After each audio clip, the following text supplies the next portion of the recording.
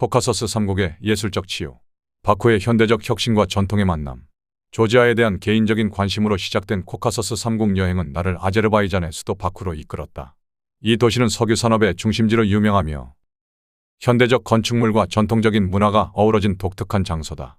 처음 바쿠에 도착했을 때 공항에서부터 느껴지는 따뜻한 공기와 석유의 기름진 냄새가 섞인 바람이 도시의 정체성을 그대로 보여주는 듯했다.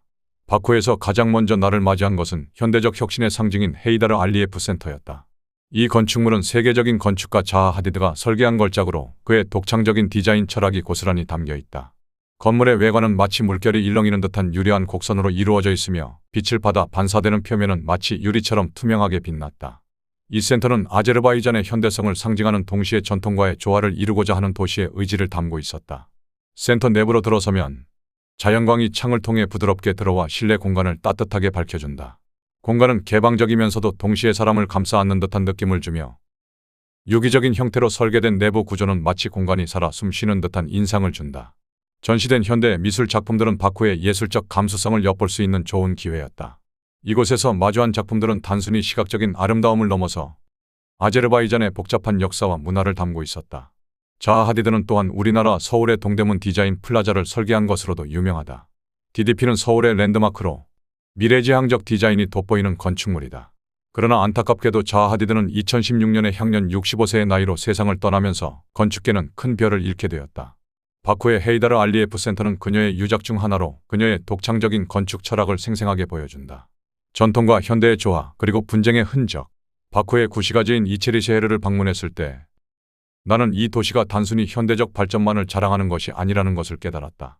이 지역은 중세의 흔적이 고스란히 남아있는 곳으로 좁은 골목길을 따라 걷다 보면 고풍스러운 건축물들이 인상 깊게 다가왔다. 구시가지의 오래된 돌담과 나무문에서 느껴지는 역사적인 향기는 마치 시간 여행을 하는 듯한 기분을 들게 했다.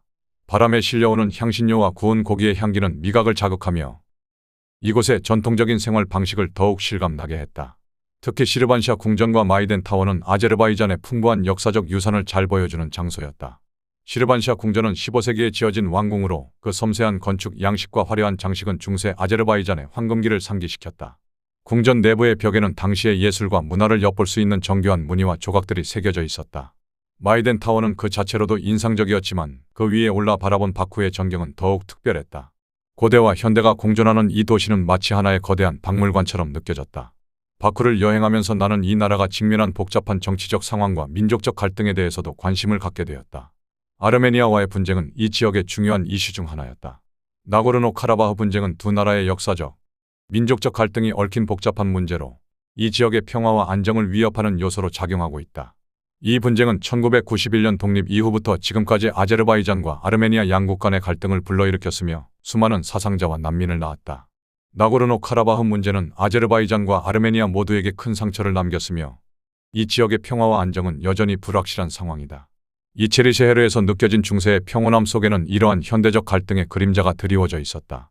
현대 건축물과 전통의 조화. 하지만 이런 어려움 속에서도 아제르바이잔 사람들은 그들만의 독특한 행복을 찾고 있었다. 최근 발표된 세계 행복지수에서 아제르바이잔은 중간 정도의 순위를 차지했다. 많은 사람들이 경제적 발전과 안정이 행복의 중요한 요소라고 생각하지만 아제르바이잔 사람들은 가족과 공동체의 중요성을 강조한다. 나는 바쿠를 여행하며 현지인들과 대화를 나눌 기회가 많았다.